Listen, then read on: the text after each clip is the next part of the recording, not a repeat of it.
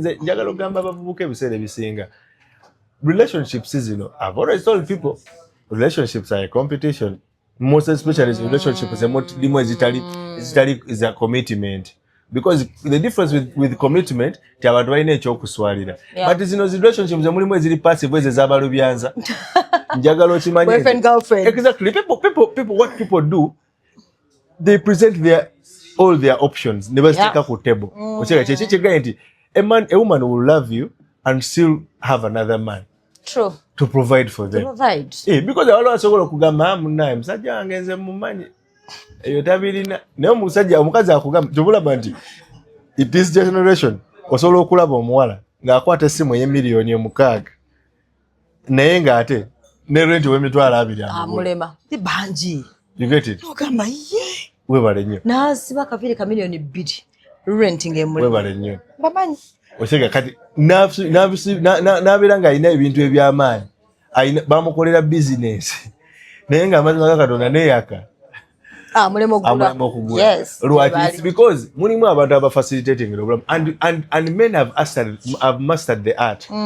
Nti there are men that will sit n'agamba nze sigenda kwogera nnyo Doreen. My money will talk for me. Ali wano n'alaba omuwala n'amugamba manyi oyagala ki nkulabye nkwagadde, what do you want? Chiche netaga okujja mulaba kati mbadde nsoma kumpanukira bufizi maleo atomanyi biki daga atofaayo tujja kimala. I'll pay your hostel nja kusasula physio kavitizi kano kali katya osegera anze omanyi kati sagala kavitizi njagala kasiyenta okay bajja kakuleetera kati gwe muvubuka wabendi oli eyo oli mu kikuubo oyiriba osegera sendeyo gisula na muka box osegera oyagala gula.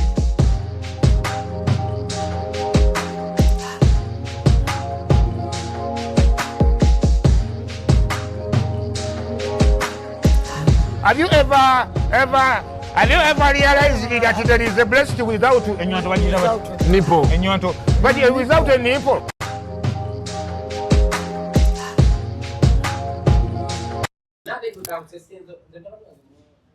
Hi lovelies. Welcome to Love Life on my YouTube channel, Doreen Nasasura. And thank you for liking, sharing, and commenting. Assalamu obuntu. So komezao after a long time. Abantu bakwagala. Yubisa. Banjagalira wa. Nebambi mwebale. Nene bakwagala. Abantu bakwagala naye. Shawa yasinga okwagala. Era njagala okujjukiza abantu bonna abaliyo nga mwagala Doreen. Mumwagala naye shawa yasinga okumwagala. Era mubeeko newe mukoma. Alinya shawa lifukidde shawa buli wamu. My God. Balina okunzijukiza buli kanaku. Nze bana ekinsesa ntekayo ebintu byange ne bagamba wansi n'ateekawo ne bakugamba shower. No gamba you people. Omwana oyo alina laavu etasangika. Akaaba. I didn't know the men can cry. Laavu evaamu ezigerwawo okulabika. I don't trust men who cry sometimes. Ati eziga ly'abasajja lijja nnyo nga baagala kubba ne omwana oyo mwegendereze omukwatidde mu bwenzi omutima ayinza okugubba ngeri gyakaaba. Hello, Abdul, how are you? I'm good, how are you? It's been a while. So I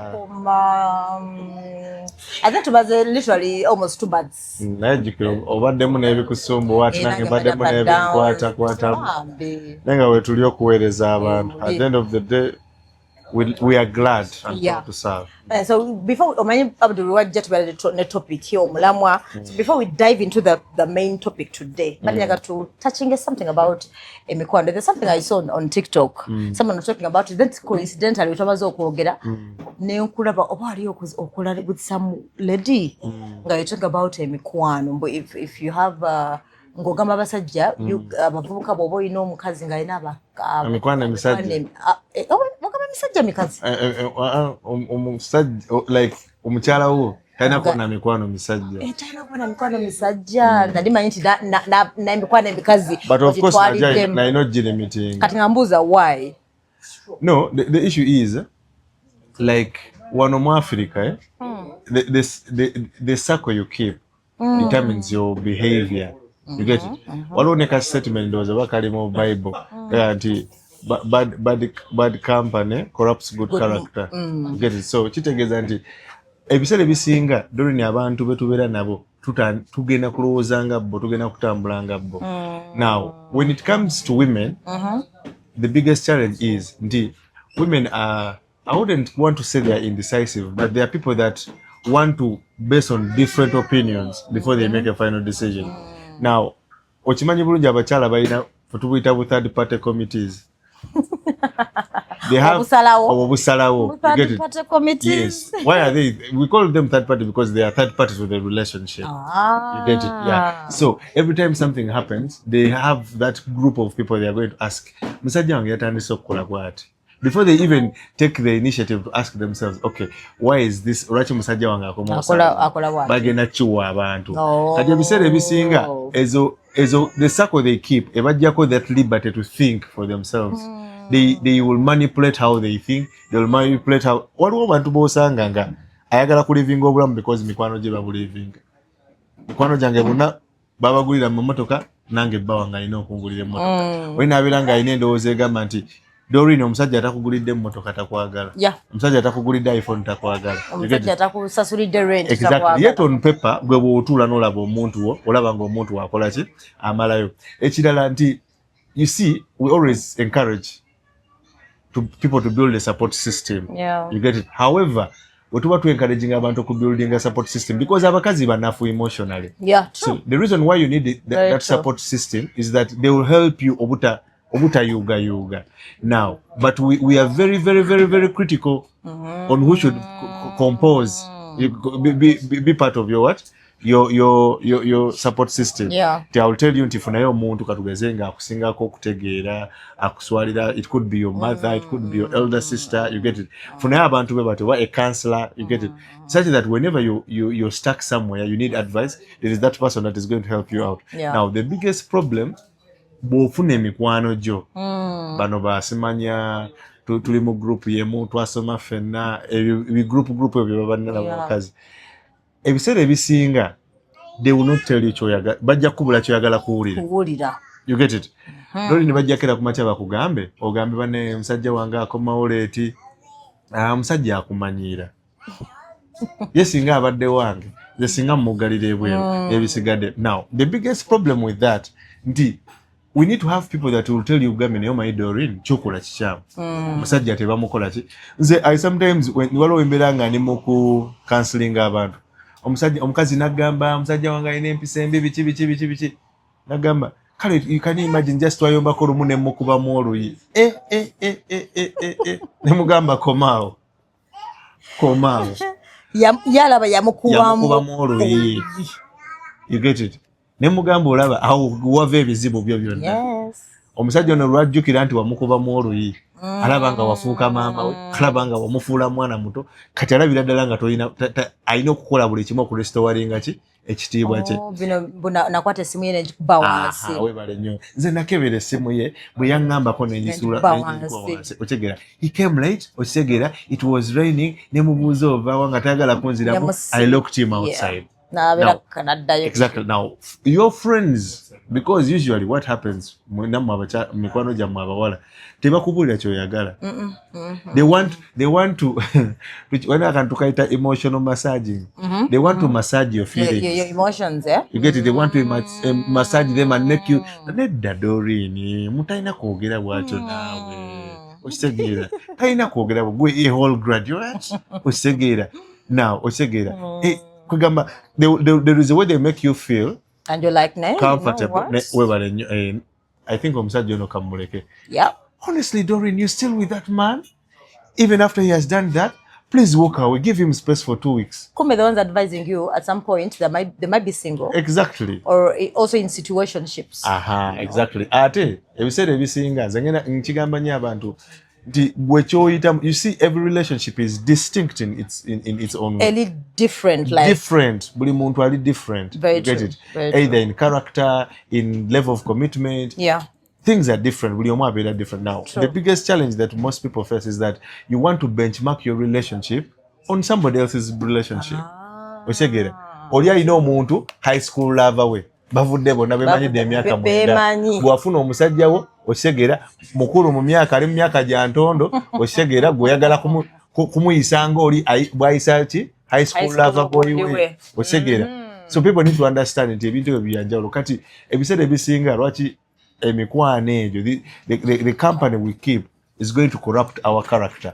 It's because bw'oba n'abantu kali mulimu abantu ng'olina omusajja Doreen nkukwanye ng'olina group yo nebugala naye omanyi nze siri muntu ayagala nnyo bantu bagenda nnyo muki mu bidongo n'ebisigadde kati ate gwe Doreen mikwano gyo gyagala ogenda yakutakumanyiira wate bwe yakusanga ogenda live your life you live only life once you get it kati emwe embeera nti omuntu otandika they create competition osegera omwami wa kugamba bilala nabo bakugamba bilala osegera kati ate olumu Katonda yatukola bubi nti you feel like you have to prove a point nti my girls understand me, my girls want the best for me. You get it? So that's why people keep on doing the wrong things. Nekirala ebiseera ebisinga tulina eyo false hope abantu gye batuwa Doreen. Nze Doreen oba oli mutuufu oba toli mutuufu nze ndi ku side yo. Whatever you decide. Wekyosalawo nze ndi ku side yo. Yeah. But remember omuntu okugamba nti nze buli kyosalawo Doreen ndi ku side yo. Sometimes it does not necessarily mean toli mutuufu. You get it? Yeah. There is when somebody is supposed to tell you, but you know what you did is wrong. That uncomfortable truth. Exactly. You get it? Ndi omuntu agambe nti omanyi amazima twagala kukikkiriza naye Doreen okujjamu olubuto lw'omusajja wakoze kikyamu. Otegera okugenda ku trip ne workmate nga boyfriend we takimanyi otegera wakoze bubi. You get it? So ebintu ebyo okulumba side chiki wa bao wakoze bubi. You get it? Ebintu bino biteka ku social media wakoze bubi. You get it? And now the biggest problem is because abantu bano tubira nabo mikwano gyafa abasinga tebagala bitugamba bino because they don't want to hurt our feelings. Osegera they don't want you to feel actually mwe mwenyewe atayagala feeling enti bambi Doreen tali kusaidia. I thought Doreen you're my friend. I thought you're my friend. So people think that if somebody is your friend, they're supposed to side with you even when you're in wrong. Yeah, whatever. They're supposed to roll with you or together, but ride or die. Yeah. Now, that is where the biggest problem is. If you said ebisinga nekirala kati kankubulire. I always tell what we into but it's a burden of transition. It happens in life until when you've been enjoying a certain stage of life. Wogenda mu stage eddako. Of course there is transition. Now in most cases people are burdened. Kankwecha okulabirako. Doreen wowe wadde single noyingiza omuntu mu bulamu obwo. That whole transition process otandika okubeera nga kati abadde adde waka kunya waliwo akubira essimu zigenda mu 3 nga toliiwo. Osegera omuntu yakubuuza walidde. You get it? Somebody who is like ever on your case osegera. Now ebintu ebimu bino abantu bibasumbuwa. Kati osanga omuntu ng'abadde ne group ye y'abantu 6. Of course bantu balungi. Naye babadde balina ebintu bye bakola. Okitegeera nga bo. Kati otuuka ekiseera abantu abasinga ne weesanga nti that burden of transition comes in nti omuntu to fully embrace that yes they have their friends but they need to put them aside and concentrate on their relationship. The relationship becomes very hard. Osegera nti it is something that somebody needs to put in a lot of effort to fully embrace. Kuba abantu bangi ekyo kintu kibasumbuwa. Ekya transition nti obadde single okitegera kati ofunye omuntu akusuubira okubeerawo Sundays mwabanga ne program mwina gye mwagana emikwano gyo. Kati mbomboleko omusajja simanya mbu because of that. Banaye mmanyi mbadde wakujja naye sinafumbira musajja wange. Tasobola kwefumbira. Tosobola kumutumisiza webale nnyo. Ate olina kali kwayogedde nti some of the people in your circle might be people that first of all they are single osegera abala bakoowu abala bali retired osegera kati if you're dealing with this, that congregation gyotambula naye gwe manya it's going to be very hard for you to fully settle in because olina oli mu kintu kino but you've not fully transitioned. You still see yourself as the other single person. Ekisembayo ekisinga okubeera ekibi privacy. There's lack of privacy. Trust me, Doreen abantu tulina obuzibu wano. Nti when people don't have important people or reasonable people to open up to. They'll open up to people that are close to them, that immediate person. Oh yeah. You get it? Now, the biggest challenge that there is, nti omukazi ogenda kumunyiiza agende mu mikwano gye ayanike obwerere bwo munna ayogere nga bw'oli bw'oti omanyi gundi ali bw'ati omanyi gundi ali bw'ati webalenge n'ebyo bikuswaza ng'omuki ng'omusajja ekitiibwa kyo ojja okukima omukyala somewhere ng'abantu bakusanga wuuyo azze wuuyo atamala akazze okitegeera anti wandi munnaye ati kati mumusinga kwogerako gundi tamalaako okitegeera abadde naye emyaka 5 amalako bulungi lwakunyiizizza nga baatula eggwako omuliro ekitegeera olwo ng'atandika okuba nga tamalaako. So kati that's where the biggest problem is nti ate ebiseera ebisinga nze ngamba nnyo abantu mulina okubeera beegendereza bwe muba musharinga obunafu obuli mu relationships zammwe because the same people bw'oli mu kugamba nga bibi bwe biterera togenda kuddayo bagamba kati ate omuntu basigala bamulabira mu kifaananyi kyekimu okitegeera omusajja byakwatamu okitegeera n'atakubeera nga tasobola kuprovidinga kati ogamba ensi yonna nga wafuna omusajja atasasula nnyumba sajja watu ayitawo mu kamotoka k'abantu bagaye kayiranga ekisajja ekikola ekitasasula nnyumba. So kati it is very very important for people to acknowledge and understand that okay mu buli kintu kye tuyitamu group zino tulina ozifuga. It is not bad to have friends but people need to understand nti buli stage y'obulamu ejja n'enkyukakyuka okitegeera. So mu mikwano egyo ekyobola abantu abasinga bw'osanga abantu nga bali very strict they will tell you to either cut off or reduce on your friends. True. Because, in fact, abasinga bagamba cut off. Why do they that? They want you to embrace a fresh start. They want you to have it at the back of your mind that you know what, I'm supposed to get ready for a transition. Yeah, they are either married as well.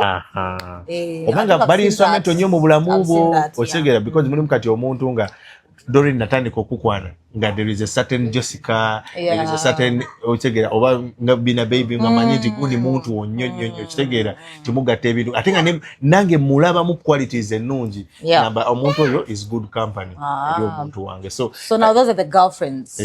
So why at boyfriends watch toyagala guys? Because now see most women these days say not even these days, but I've had most girls say, you know what, I've learned my lesson. Sinyangu, I rather be with Mukano Jabalinzi because now these are here for them. They are more mature. They don't get into your your space. You get to know. I can even come to you and you tell me what my man is thinking. So Animba. So why don't you want me to have male friends? Male friends. Because women friends are very, very toxic. Most of them. So male friends, I feel like they are more safer in my mind. And I understand. But why? A lot of women would feel very comfortable having male friends because tebaba na lugambo, they'll listen to you. And they will advise me. They'll tell me how you're thinking. Exactly. They will help you with. They give you a man's mindset. True. You get it. But let me tell you one thing. Don't become friends with a man. Why? Once in a while, if you have a male friend, there is that one time they think about sleeping with you. Really? Ekyo nkikugamba okujjako ng'omuntu mwava mu lubuto lwerumu muyina oluganda, but if you have a male friend there is that one time I think that has come through. Nze kugambye singa oba oyagala okikakasa okitegeera teri muvubuka mukwano gwo nga mulenzi bw'oyinza kuwa testi yakugamba nti njagala kujja kukulabako tukole kino n'agiyita taliyo. Okujjako ng'olabika bubi nnyo naye ate nga nja kukujjukiza nti ne Faaji abantu bamulya tajagala mukene abantu bamulira eyo mu cover okitegeera. You see for us men abasajja tuli physically attracted. Yeah, I know. Nsobola okukulaba ng'oli mukwano gwange naye tekijja kugamba nti I will not notice that you have a good body, owunya bulungi, olabika bulungi. I will still find you attractive, though I might not express how I feel about you. Right. You get it? So the biggest problem is that the more you open up to a man, men are manipulative in nature. You get it? Okay. Men are manipulative in nature. So what does that mean?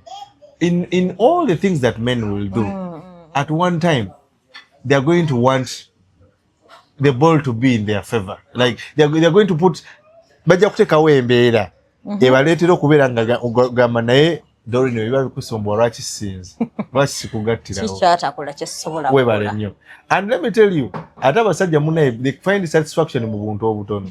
Doreen omuntu asobola naye emyaka 10 naye nga ajja Sawula ayagala kukulozaako buloza mulundi ne bwegumu abeerawo nga gambe ekyo nakimala ekyo nakikwatamu. Kati nze lwaki sagala nnyo bantu lwaki sagala nnyo bakazi babere mikwano emisajja because fe abasajja tumanyi basajja bannaffe bwe balowooza.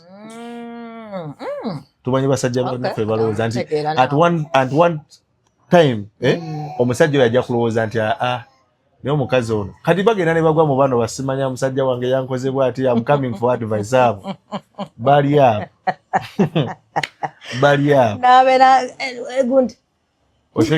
kubanga omuntu agenda nakutula nagaye bambi yakoze atya ate kati let me tell you this is the advantage most men use nti bw'ojja n'ombuulira by'oyitamu kati nze kino kyenkola ti waliwo omukazi ajja nagamba okimanyi birthday yange yatuuka omusajja n'atampereza naku bimuli nze bukyaŋŋambawo nobody has ever celebrated me sigendangako ku road trip sirabangako ku firimu na muntu yenna.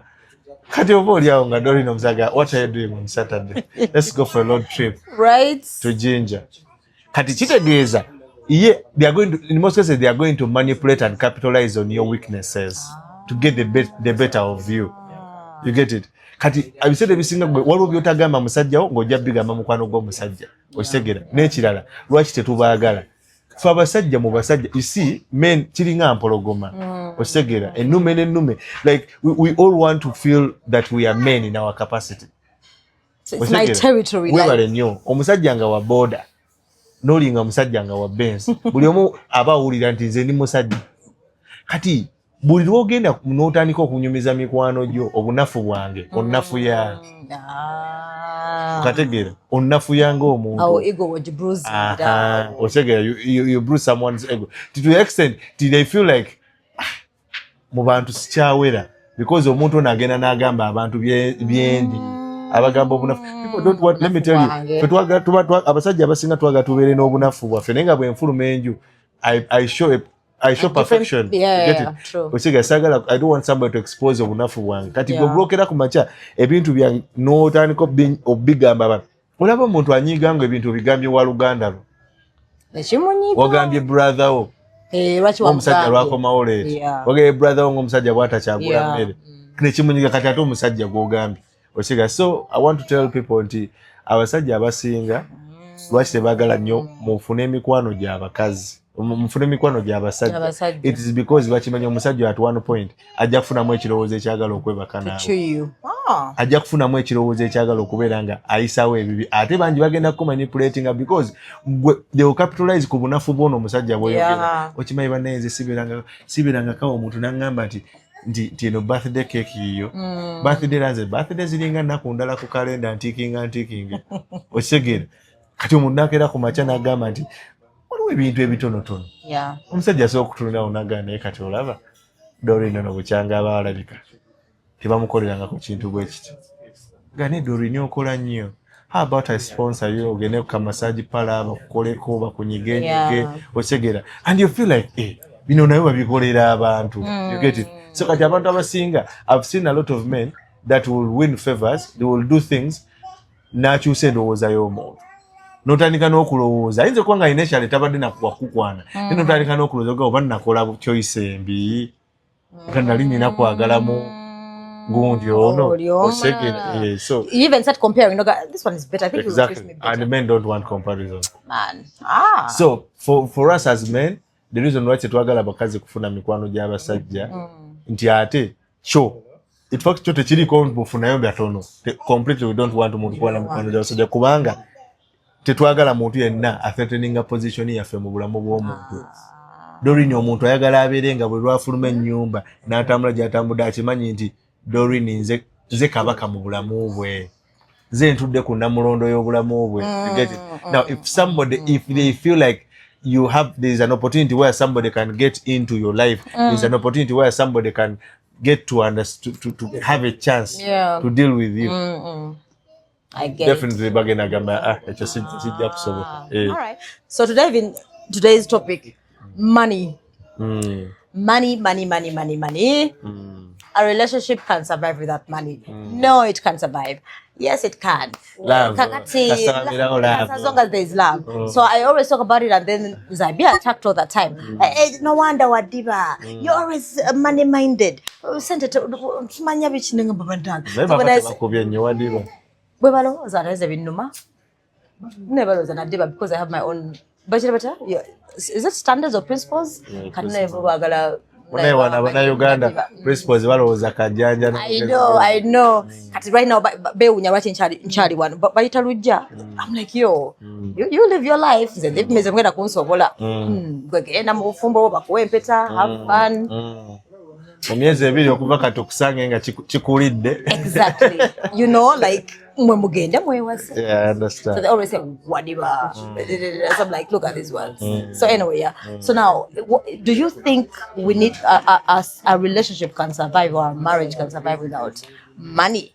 Because they say love is enough. But as long as there's love. No, people. I think the misconception is, you see, love is natural. Love is a feeling, and it is something that we all want to enjoy. Yeah.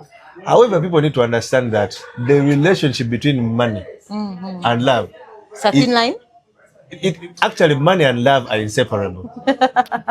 Because because you see, love is what is something that we embrace from the word go. Yeah. You get it? I've seen you, I've liked you, I have feelings for you, I appreciate you. Yeah. That is the love part. But people need to understand, how does money impact on the relationship? Why am I saying that money and love are inseparable? It's because money facilitates a relationship. Money facilitates that love. Right. You get it? Yes. Because I'll give you an example. From all levels of a relationship, money is involved. Exactly. I'll give you an example. Doreen, okumusanga nga alabika bulungi, akusikirize, anyirire, olina omusanga yetaddemu akasente. Sure. Kyobola bakuterawo Doreen n'omuwala atafaayo jaga kiwala ekyo bannaye. You get it? Bw'oba ng'oyagala osange Doreen nga alabika bulungi, awunya bulungi, ali appealing, ayambala engoye ennungi ezimalayo, yeekwata bulungi, akavidiyo akakoze, kitegeeza alina okuba nga alinamu akasente. Era kino njagala nkubagambe, money, kyobola nze kigamba nnyo n'abavubuka. Abavubuka banyimu failing in relationship because you don't have money. Temusoose kwekolako. Soko onoonye ssente omukwano olikogono. Because omukwano guvaayo nnyo, ekifaananyi ky'omukwano kivaayo nnyo bw'oba olinamu akasente. Biggest problem, this is what I normally tell people. Nze, when I wake up, netunuulira omuntu. When you're going to impress a woman, you need to have money. True. Nti omukazi kisookera ddala, Doreen omukazi ojja mugamba njagala twogeremu. Let's go for a date. Ogenda kutwala omuntu ku date nga tolina ssente. Bakuba n'abasiru abagambo date bazikola mu nju zaabwe. Nsanga kazigo nafuka nsanga kazigo. Okitegeera. People need to understand nti mu buli kye tukola. Money. Kyobola kugamba nti money is an essential part of relationship. Ebeera mu all stages. Omuwala nga tonamukwana aba yetaddemu ssente. Gwe kennyini okumutandika omukwana, you have to impress. Yeah, you have to. Trust me, one of the essential components of abasajja when they are hitting on women is ku-impressing. Njagala nkulage nti nsobola. You get it? Because a lot of people need to understand that I don't want to date a woman, I don't want to date a guy with whom I don't feel safe, with whom I don't find, I don't see reliability. You get it? Because somebody should find you reliable. You get it? Now, you need the money. You get that's why bw'obala okufuna omuntu, you need the money okubeera ng'osustaining ekyo kye muzimbye. Omuntu alina okulya, omuntu alina okubeera mu mbeera emutambuza obulamu. So how are you going to achieve that nga tolina ki? Tolina ssente. Kati abantu bano babeerawo ne bagamba nti women are money minded. Women are money minded. Ekisookera ddala by the way, era kano ka disclaimer.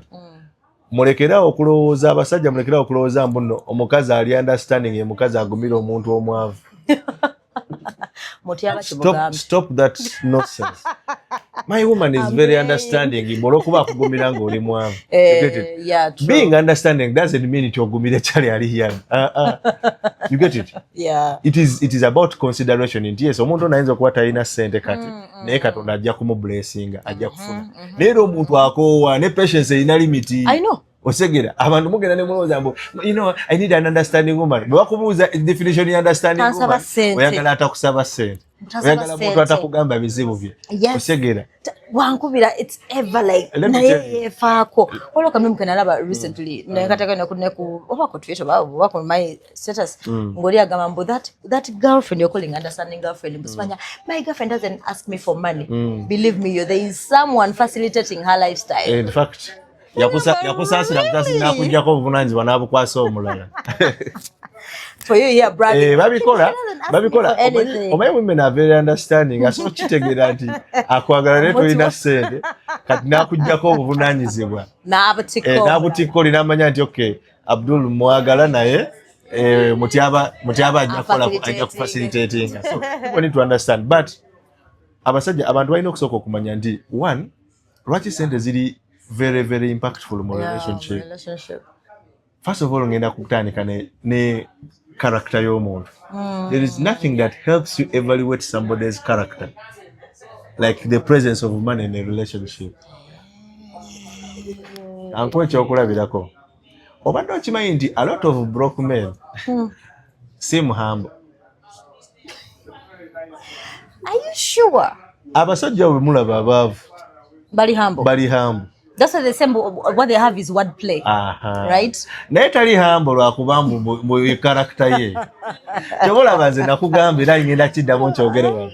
Doreen, omusajja oyo akyuka ng'afunyemu ssente. Taba takyuse. There's a character there. Ekyo kyali. Exactly. What somebody expresses, how they express themselves when they get the money is who they are. That's the character. Yeah. You're just being humble because it's okay. You see, obwavu bukujjako eddoboozi. I know.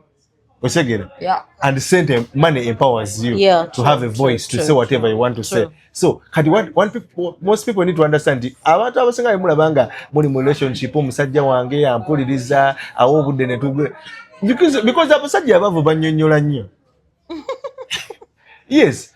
Omusajja omwavu alina okunyonyola ate omumanyi kati nyina gwe mmanja abiri naye ate osegera because ayagala nnyo weetekeko mu bigere byayagala nnyo otegeera embeera gy'ayitamu. It is as simple as that, but that does not naye omusajja bw'afuna ssente teyennyonnyolako. Osegera. So abantu balina okumanya nti obwavu bujjako omusajja eddoboozi. Omusajja n'abeera nga tasobola kwogera. Ky'obalaba apyalinga nga mukkakkamu, apyalinga nga tayagala kukaayana, kuba asuubira nti nawe omukolera favor okumwagala mu mbeera gy'akola gy'ali mukati. Ebiseera ebisinga ebintu bibiri bigenda kubeera bikuhappeninga. There is a man who is going to be broke. Kusa abasajja, when a man is broke, they are going to be very humble. They are going to be very calm. When they get the money, they are going to change. Omusajja afuuke ng'olabira ddala embeera ze wampisa mbi yali abogola n'okufuga. Exactly. N'agamba I want you home at this time. Ng'asaddeko no ne statement ti bwe mba nga nze ngula emmere gy'olya, bwe mba nga nze nakugulira eyo essimu, bwe mba nga nze nagula emmotoka eyo nkwagala wano, ogezanga kale n'ofuluma. You get it? The language changes. But the same thing applies to the women when they get money. That's why most men, they keep saying this, and I keep saying not all. They said don't date a woman who has money. But there's for some reason to disrespecting. But I don't think it's every woman. No. I keep saying I don't think it's every woman. No, so we keep asking and wondering why are they intimidated by women who have money? I'm going to tell you something that is funny. People think that a man is supposed to be a leader in a relationship first. Yeah, that's what they say. But you're supposed, in the Bible it's there. But you're supposed to be a provider and protector to qualify to be a leader. To be a leader. Okay. You get it? So no woman is going to follow a person, because if you're a leader, that means you're supposed to give direction and somebody will follow you. You get it? Now, no woman is going to follow a man with whom they don't feel safe. You cannot protect me. You cannot protect my dignity. You cannot be there when I need you when the I most. need the most. You get Yeah. it? No woman is going to follow a man who cannot provide. Yeah. You're not reliable. So la kubalirako. Lwaki nkusukulumya. Abantu abasinga, let me tell you, people need to understand nti ebitiibwa ebimu tulina obikolerera. You get it? Life has a rewarding system. True. People don't understand that. Life has a rewarding system. All the people that you see enjoying privileges in life, you get it? There is a rewarding system behind that. Yep. You get it? Somebody has earned their title. That is why bwatuka ku mulyango tebamubuuza linnya. Right? You get it? Yeah, bamumanyi. Somebody has face value. That's why bwatuka ewantu basobola omuwa service ne bwakuba bukubi ssimu. You get it? Now people need to understand nti obulamu babuteekateeka nti bulina rewarding system. Osegera akola ennyo ajja kufuna. Osegera omuntu bwe yepositioninga omukisa gujja kumusanga. Yeah. Osegera. Now the biggest challenge that we normally face, people think nti gojja kubeera eyo nga tolina kyokola. Yeah. Abantu bakuwe ki? Ekitiibwa. Let me tell you, omukyala abasikazi bangi bakugumiikiriza because akimanyi ono ya providing era. You get it? They bend that knee because they know this person provides for me, this person cares for me. Yeah. He is responsible for my well-being. You get it? And my welfare. Now, wokera ku macha Dorini nga tokyali mu position egabya. Amayinja bagasala. Bagasala. Because togagwana kigambye nti life has a rewarding system. Very true. Yes, oli ajja kugamba gwataguze emmere. Osegera ntera nnyo kyogera nti omukazi akulese waka agenza akole osegera leero enkya luli n'akomawo n'asanga ebintu nga tebabyozezza tagenda kufuna nsonyi kugamba naye Abdul bw'oyoza ku bintu ofa nayongezako nebivuma n'agamba obusiiba ozunga obutakuvuma naye ajja kukuba magaye nemuntu n'osiiba ewaka n'otayoza na ku bintu n'otakuba na ku nfuufu ku yadde kusiimulako wano. You get it? Nti bw'oba tolina ssente omukazi asobola okukugamba nalesaawo emitwalo 5 oba oyiteko ku supermarket wali eri oleeta ebintu mu firiji. Osegera ofuukirawo errands runner. Osegera ofuuka errand boy. Yeah. Osegera lwaki? Because they feel like they are doing what you're supposed to do. Exactly. Mbwenjale numa nagamba nafumbye genda okabirawo emmere kyali. So it is easier for them to switch roles. You see, embiri ekuleetera omuntu okubuuza ebibuuzo kati abakyala abasinga when they are financially empowered because yajja mu bulamu bwo because one of the things nga bwe mbadde nkugamba nti omukazi ayagala jenga ina assurance nti omusajja ono gwendi naye obulamu busobola okutambula ne bubeera perfect nga ndi naye kati lwakizuula nti Doreen nakizuula nti Abdul tasobola kunkolera kyenjagala kabaka weddemu kati atandika okutema amayinja. That's why they get to wonder nagenda n'akasajja akafaanana bwe katyo akasajja kalina n'abakazi kasajja kafumba kumbe yamuproviding. Weebale nnyo gy'obulaba abakazi bangi basobola okugumira akamanyiiro abakazi bangi basobola okugumira akamanyiiro ate provision. Kati bw'atuuka ekisa nga asobola obyekolera asala because livre gy'obadde naye ku ye ebadde nti gwo providing kati asobola okwegulira amafuta. Lwaki akkubira? The reason why a woman is going to call you the whole day at what is the sente z'akameza is because they don't have money. Right? A woman who has the money will not call you. But you will come back and n'okulya balidde dda beebase. Onamubuuza otya? So people need to understand kati ebiseera ebisinga n'abakyala bafunamu akasente. Kiki kinagaye nti that gauge of character nti omuntu atunula n'agamba naye Doreen ono yali muwulize naye bwe yafunamu akasente Doreen tafuna. Ne bikyuka. Doreen sebo kati naye akuddamu naga oyo musajja ki kyoba olaba njagala weegendereze nnyo owulire abakazi abafunyemu akasente oba abakazi abali financially empowered engeri gye boogera the way they talk about men they easily categorize abatalina n'abalina kati obutasajja obutalina kati kagenda kumpa akyako. Actually, it's there. They always say that. Agenda kumpa. But judging it immediately nakakashabo. Na kati oyo agenda kumpa chansinga ki. Kiki agenda okumpa kyesirina. Nakoze okola mulimu ki? Osegera so webale nnyo so kati abantu balina okukimanya ekyo nti ebiseera ebisinga akasente kano kakulu nnyo mu mukwano kajjayo side entuufu ey'abantu omuntu n'omanya nti gundi si mukakkamu just bwavu bwe bumukakkanyiza n'omanya nti omukazi wange weri tanafuna mulimu mu banka eyo yali mukakamu kati yajjayo embeera ze ki entuufu osegera ate kankubulire teri kintu era kisinga ku you know I've always told you last time I was telling you about how relationships are put to a test. Yeah. You get it? I remember. Now whenever a storm comes in a relationship the biggest thing that brings a storm in a relationship is money.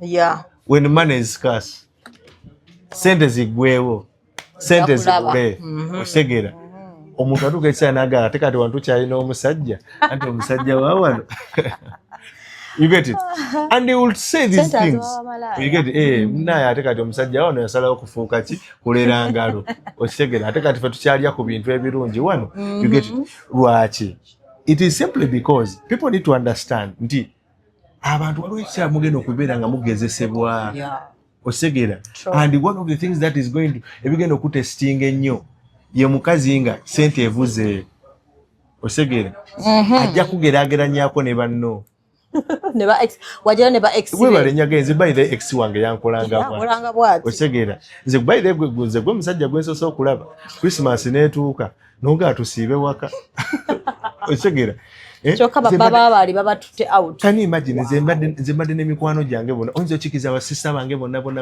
baba bawe bawereze sente waka eza Christmas gwe towereza you get it lwaki ebiseera ebisinga ate waliwo kiza n'okugenda ku level endala nokera ku machadori omuntu sente ezo ne zibula I know omulimu ne guggwaawo kati n'olaba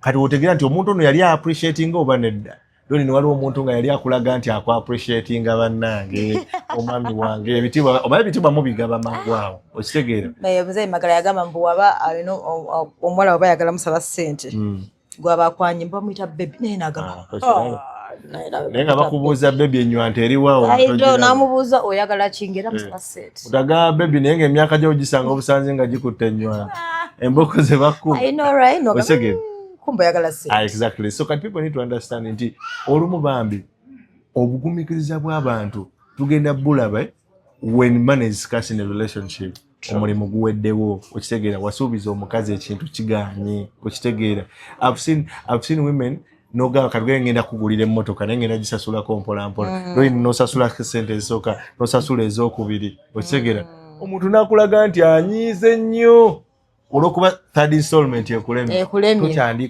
tokyandowoozaako weefaako weka you don't prioritize me yeah what happened with this relationship ninga eyekwana you get it abantu abala bakole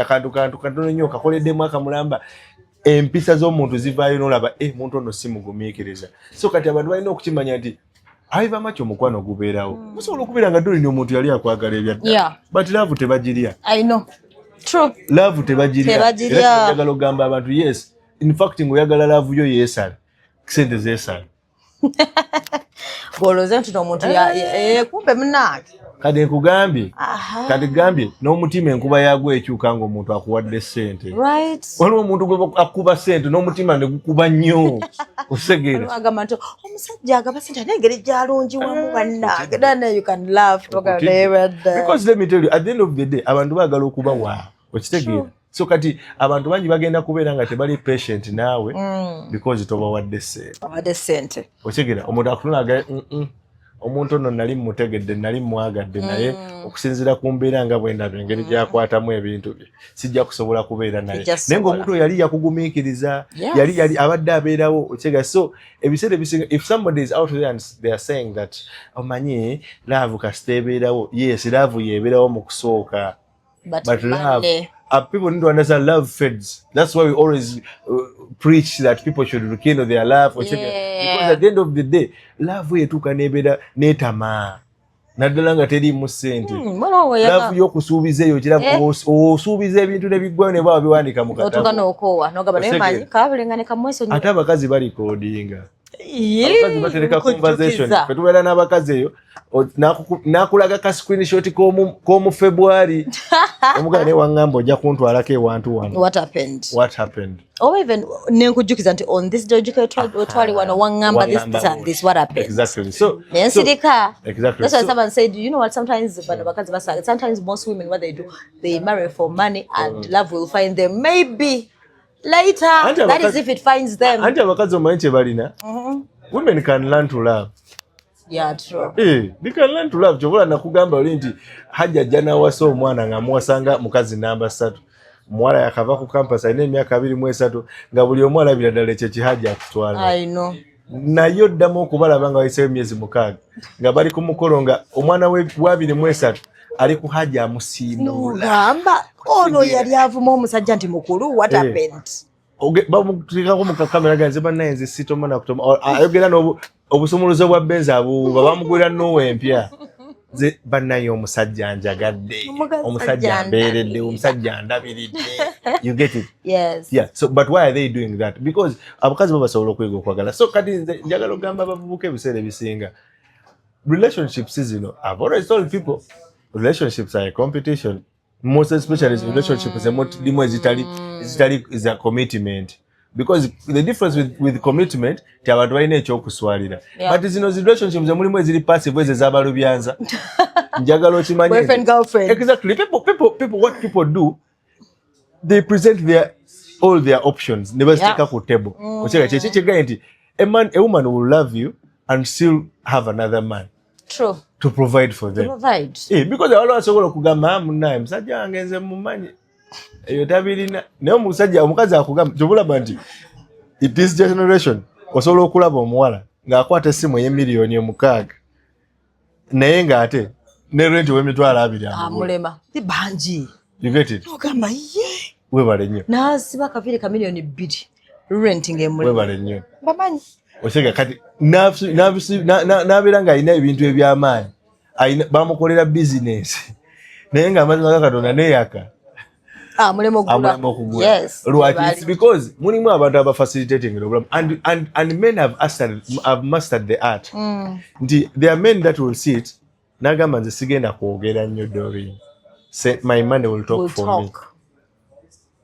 Ali wano n'agombola n'amugamba omanyi oyagala ki nkulabye nkwagadde what do you want kiki neetaaga okujja kati mbadde nsoma kumpanukira bufiizi maleyo ate omanyi biki daga atofaayo tujja kimala. I'll pay your hostel nja kusasula fees yo kavitiizi kano kali katya osegera nze omanyi kati sagala kavitiizi njagala kasiyenta okay bajja kakuleetera kati gwe muvubuka w'abendi oli eyo oli mu kikuubo oyiriba osegera sende yo gisula na muka boxi osegera oyagala gula kapoloti ematugga osegera obusende bwo bukwatanga mwana waliwo ali weeringi ozispendinga omuntu ajja kwagala nti munaye kivubuka ekyo kiraba kinyanya ekiwato naye nga ku bintu ebirimu akasente tebakuyita kubanga bakimanyi waliwo okola ki osobola. And trust me, a lot of boys or a lot of men should understand that there are scenarios where you're going to find yourself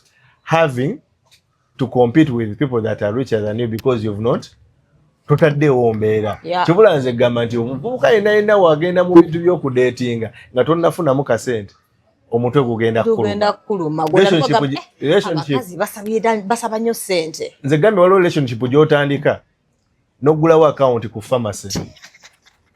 Osegera waliwo relationship gy'otandika n'okola omukwano ku pharmacy ng'okimanyi buli kaseera olina okugenda ogule panado ng'omutwe gugenda kuluma. Osegera omwana ojja genda kutunuulira omukazi gw'olina talina mulimu akwata essimu ya bbeeyi onyiige.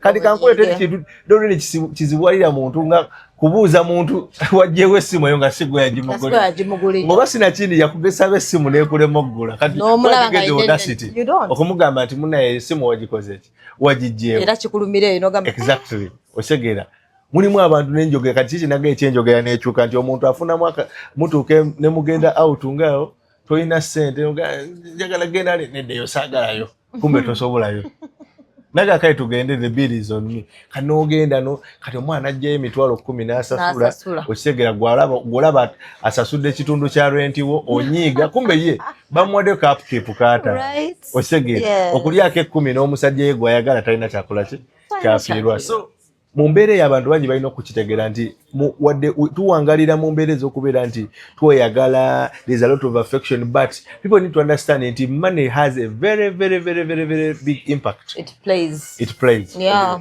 And then kanoko kakulu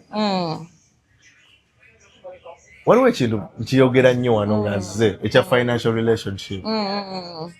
Abantu balowooza nti kiri nnyo mu basajja abamu. Abasajja ababbi nakano kankayiseewo. Abasajja ababbi mulekerawo kupulaningira ku sente z'abakazi. Nze omukazi bw'aba njagala sente ze nnina okuba nga nzitegeera. Nze omukazi bw'aba njagala sente ze nnina okuba nga zirinako access. Omukazi wange bw'aba ali bweru babbye banninaffe bakadaama.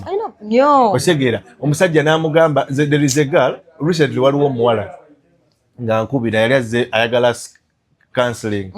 Nangamba nyina omusajja wange omusajja ono yansponsoringa nga nzija ebweru.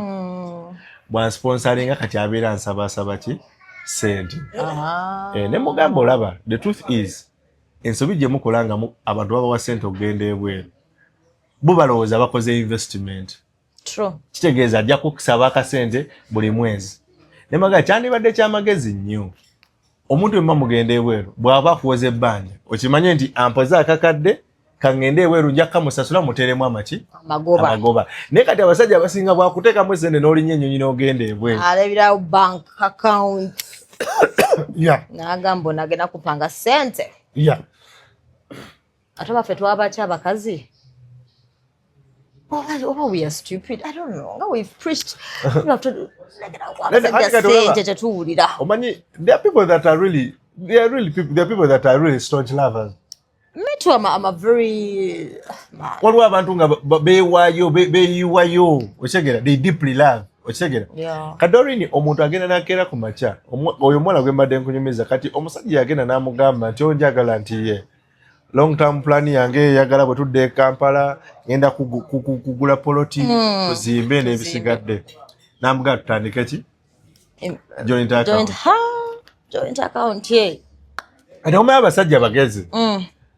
Ye yadde Kampala nagulawo joint account. Namuga kati tugenda kusavinga ng'emitwalo 5 buli mwezi. Namuga ne kwaga 5 kwe tugenda savinga buli mwezi ojja kuleeta ngata ojja gampereza nga nze ngaweereze kuki ku account. Nabuzo omuwala ekibuuzo kimu ne mugambe ya account gye mulina are you both signatories? Nti nedda. Ne mugambe njagala olwaliro omubuuze nti okay account eyo nga tunagiggulawo nsobola okubeera signatory. Omusajja n'amugamba tonneesiga osigera za account nagiguddewo so ne mugambe olamukwala it is a joint venture. Bagenda kukubba. Now abakasajja bangi era kano njagala abasajja bakayiga nnyo. Osobola n'okuba ne Doreen nga mwebaka naye. Osobola okuba ne Doreen nga musinika naye. Osobola okuba ne Doreen nga mwewaana byonna bye mwewaana nga tolina nkolagana ya ssente naye. Abantu abamu obadde n'omuntu nga ebbanga lyonna abantu bakumanyi ku ssente toli mwesimbu. Ssente ozifuna tozisasula. Bwe bakuwola tosasula. Otegera omukazi yakwata emitwalo gya 3 n'agakuwola mugenda mu mwaka. Osegera sina kindi ate bwazogerako n'okunyiga n'oyomba. Osegera kati Doreen Kizo omuntu oyo aba yaggalawo. Osegera lwaki njagala kwogera ekintu kino? I've seen a lot of relationships that break up oba love ng'eggwawo lw'akasente. Omuntu yakuwa obusente bwe abantu bagenze ne batundisa abantu ebibanja by'ewaabwe. Namugamba omanyi badde nyina ddiru gye njagala okukola genda ewammwe otunde ku poloti yammwe ogyete ssente tukole. Abewammwe bonna ne bakuvuma Doreen otunde oti ettaka lye bakulekera biki naye gwe trustinga musajjawo. Anti omusajja n'ozimuwa n'azisiba ku Arsenal. Arsenal ne bagikuba munda. Abasajja gye bali eyo nga bazanyisa ssente z'abantu muli mu bupapula muli mu zzaala okitegeera. Omukazi nga yakwesigisako ssente n'akuwa akakadde n'okasiba mu kapapula ne bakalya. Otegera abakazi bangi tebakuwa ssente lwa nsonga akuwa ssente n'olabirira abantu. Waliwo omukazi yawako omusajja $5,000,000 bagule poloti omusajja n'awasa.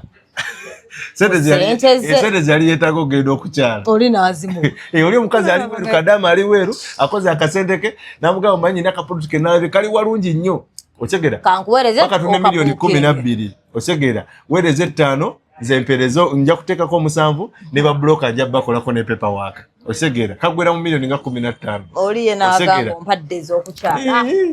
Ate omukazi pressure ne zimukuba abaali ku social media ng'alaba omeye baga nkwanjula leero osegera So basiyo no muntu andi adada bantu babikukubirawo ochegera bantu babikuwereraga munaye Doreen Kongs munaye batugaseeko omulala ochegera kati abantu abasinga bambi muine omukwano gwammwe omuntu yali akwagala nnyo n'olwokuba watta enkolagana yammwe ya ssente laavu ye yafa gy'oli ochegera yali akwagala nga lowooza oli musajja gubasobola okutambula naye obulamu ne bukyuka n'otuuka n'oyonoona n'otuuka n'obeera mu mbeera nti tasobola nakwesigisa ebyo ebintu ebitono. I've seen people that are in a home naye ng'oli Doreen agamba nze oyo omusajja namuvaako tetugatta kintu kya ssente nkolerera baana bange kati osegera nagamba oyo omusajja omulaba teri kintu kyamagezi kyoyinza mugamba n'akikola omukazi nakola ebintu ate secretly weebale nnyo osegera n'osanga omuntu nga ne bw'aba agenda kugula poloti ne bw'aba agenda kugula kintu akukuta osegera naye nga alina omuntu gw'agabana naye ekitanda. But why do they do that? It is simply because abantu bano batuula n'agamba okay omuntu ono bwe namwesiga nafuna ki bwe namuwa obudde bwange yampa ki yansasula mu ki kati this is the biggest problem nti abantu abasinga mussa enkolagana yammwe eya ssente n'abantu ate mulina entitlement ey'ekisiru osegera I'm your man I'm supposed namwe abakazi by the way kankubulire waliwo omukazi akulaba nalaba ka message ka mobile money bana bakazi bano bambega aba FBI yabo kebera amasimu nalaba nga wakoze transaction ya milioni 10 osegera naga ha kade nyino kabe ebizibu bya akakadde wano osegera Abdul baba yafunye akakadde ayafunye milioni 10 nyino mujja mu akakadde notandika okukaaba nenga oluusi abantu amusente bazanyisaamu nzanyisa yabadde afumba mutwe gwe n'agamba manyi muti abantu erako milioni 10 na kyenzigusa wano kati golabye transaction okyamuukirira mukazi wo n'abeeraawo buli kaseera atakyusa nviiri omuntu n'asiba akaswayiri mwaka ku mwaka osegera goli eri oli mu kweyagala oyina ssente osegera andi batandika kano oyina ssente naye toyagala kuvaako ssente anti omayo olumaliriza kati nga omuga ssente ziri wanda yokone ssente kyoga sibimanyisa akebedde essimu toyinako tukebirawo toyinawo message eraga nti wafunye milioni 10 osegera kati ebyo ebintu bissa enkolagana y'abantu n'olaba abantu nti abantu baali beeyagala nnyo osegera ne ssente yabaawula because toli mwesigwa ku ssente okisegera mwakola kaddiiru osegera oli n'akubalira nagamba munnaye tukole akantu bwe kati naye bw'ofuna ssente okola ki onfaako okirenze nina omukazi eyo yakozesa bbaawe ne bafera kazini wali Sweden kati nga supposed to split the bill kati nga oli amugamba gogiraze project ojja kola ki kunyiga anti oli bwe bamuwa akasente konna yakeezima kuba akimanyi tosobola kugamba oli sister wo nti kaziriwo nti omanye ekiriwo kali kadiru ke twakubako milioni 2 bawange yali akufera okitegeera nange osegera odolwatano ezo ebintu abatusajja babikola nnyo okitegeera ne mukola diru nga mukazi wali involved notamuwadde 10 kubanga omugulira emmere kubanga osasula bills ewaka ate ng'okimanyi talina gyagenda kukuloopa okitegeera. So people need to understand that being in love does not necessarily mean that you have a financial relationship with someone. Abantu abamu enkolagana yammwe ya ssente enfu mulimu omukazi ng'amazima ga Katonda ne bw'akulaba bulabi ng'otunula kasawo ke akakyusa n'akateeka side endala. I know. Mulimu abasajja ab'emakula. When omukazi nange yampako story nangamba bannange something I don't understand, like every time I leave money in my purse ate tuliwo babiri omukozi ajja once in a while once a week n'agenda obusente ngenda okulaba weziba gibadde emitwalo 5 sangamu emitwalo ng'ebiri nga kimanyi yazitodde. Doreen mulimu abasajja nga babbira ddala ssente z'abakazi abasajja abamu muli babbi gye muli ng'okimanyi omukazi ono kati alinamu akasente buli otununamu n'ojjamu ekyebiri n'ojjamu omutwalo gye bali bangi osegera kati omuntu n'atuuka ekiseera n'amanya nti kati ono olaatula nti bagamba nti waliyo ssente y'ekikazi eyo erwawo okuvaayo eyo ne let me tell you abantu balina okukimanya nti bw'oba n'enkolagana ennungi n'omukazi ssente y'ekikazi ogiriira ddala okitegeera wakyagwiramu akantu appreciate weebale nnyo naye kati abantu kangule ku mmere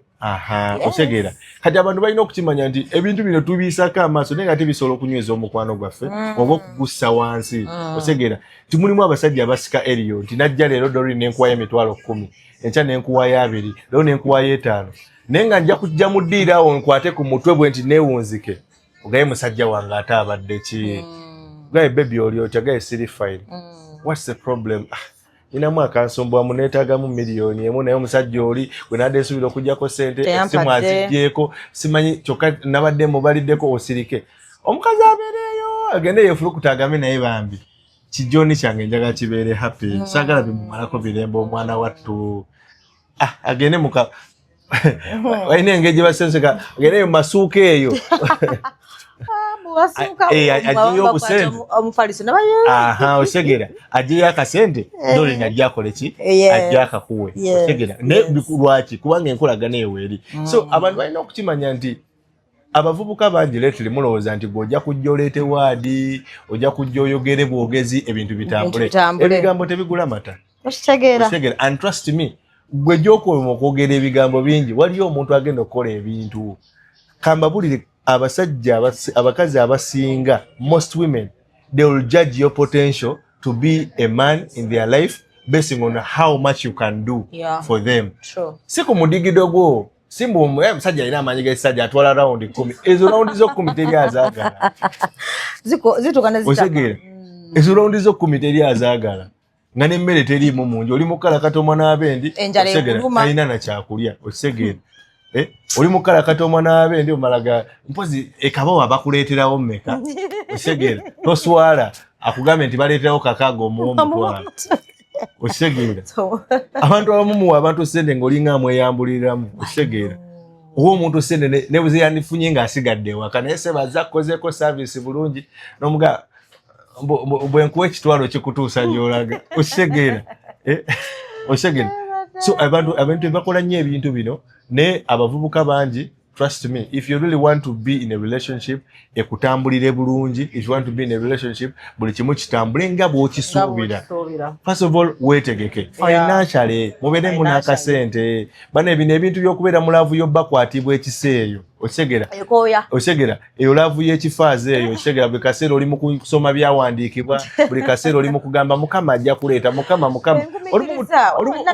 olumu muwayiriza ne mukama osegera toyina ntegeka yonna na mukama naye oli mugamba mukama alina kyafumba afumba ki osegera so mulekera olumu okulimba abantu work mukole omuntu omuwashuwala ensinga naye alabako nagana nagendako n'omuvubuka eno ekirombo omanyi ffe tulina ebintu bye twakolanga nga tufera abaana baffe banga lyonna mbadde nga ntunda essuubi ku ssuubi kwesiba nze nakwanako omuwala lumu omwala oyo n'ansaba akasente n'ansaba emitwalo 4 wasaba emitwalo nengamba sente zino ngenda zijjawo kati nina mukwano gwange bamwita Maadi akuba bulooka eyo mu Kirombe ne muyitiramu ne mugamba olaba ngenda kuyita omwana ono naye olunaku lwajja nja kujja wano ku Kirombe anti omwana ankubira oli ludda mugamba mbadde nkyali wano ku Kirombe nejjanga ogire kati ng'atuukawo yasanga omuvubuka omanyi bulooka bazipanze bulungi wali kati ali bulooka ezo muzikyuse okitegeera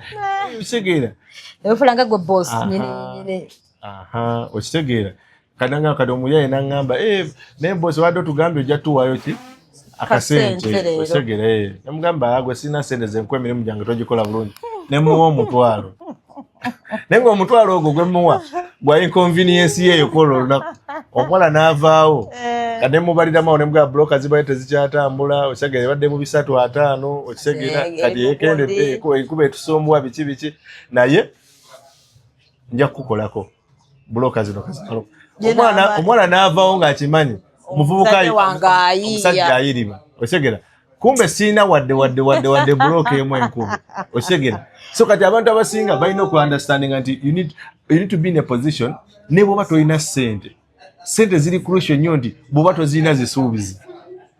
That's why they say most relationships zero rubbish. Exactly. Let me tell you, a lot of relationships, you get it, are hanging on hope. You get it. know. Let me tell you, if you don't have money, never to innocent. To send. Be creative. Omusajja enango oli mwavu, olira nnyo ku mumwa. Osegera omuntu musuubize. Osegera bwoba ku quotinga byawandiikibwa bikotinge. Neto obeera ogambe muntu nti nze munnange embeera ekyankuttemu naye Mukama bw'atyo bwageze. Nobody is going to listen to that. I know that empathy koya. Exactly. Osegera ate kankubuulire nze nga we nagambye nti bw'oli mu kunnyonnyola ebyo waliwo awaayo ekizike n'amugamba si bwe ntera okukola bikuttemu bukwasi. Kati njagala ombuulire koya awaye ekizike naga bigenda terera nawe awaye ebigambo n'emboozi noga bigenda terera. Who is closer to the finishing line? So people just need to understand nti mu byonna bye tukola omukwano weeguli. Omukwano kintu kikulu nnyo. It is very important, but at the end of the day it is also good to embrace the fact that you will need money to facilitate that relationship. True. You will need money for somebody. Kankubulire abantu bangi baliyo nga oba tolina ssente teri agenda kukubalamu magezi. Teri muntu teri ayegalage lwaki otuyanira ku muntu gwotawa ate baagala otuyana lwaki otuyanira ku muntu gwotawa otegere sajja abamu okwata oli mukwata kiro oli mu kiro za nte oli ku munno oli mu kiro za nte naye ozitadde ku muntu ate omalirize somo omweyo gumu ekitundu bintu byekutte tujja kujja n'obugirita tusale ebyo ebyekutte esegera otherwise omukwano mulungi omukwano gunyuma but omukwano gudisappointinga mu nnyo guba teguli mu kaseera tenyinza okugamba abantu. Thank you so much. Maybe your pages omuntu asobola okunnoonyako by the way Abdul White Collar the page zenkozesa on all social media handles nkola live every Tuesday saawa 4 bagita therapy Tuesday yakuyamba ku bantu abalina ebizibu bya relationship si charging kintu kyonna kyonna naye bwe oyagala counseling I do counseling ojja mu kaboksi kange ate fee ne tubeera nga twogera. Okay. Kale, thank you.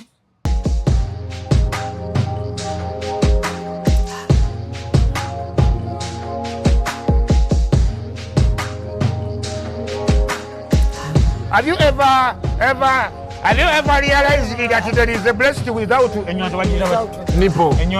But without a nipple.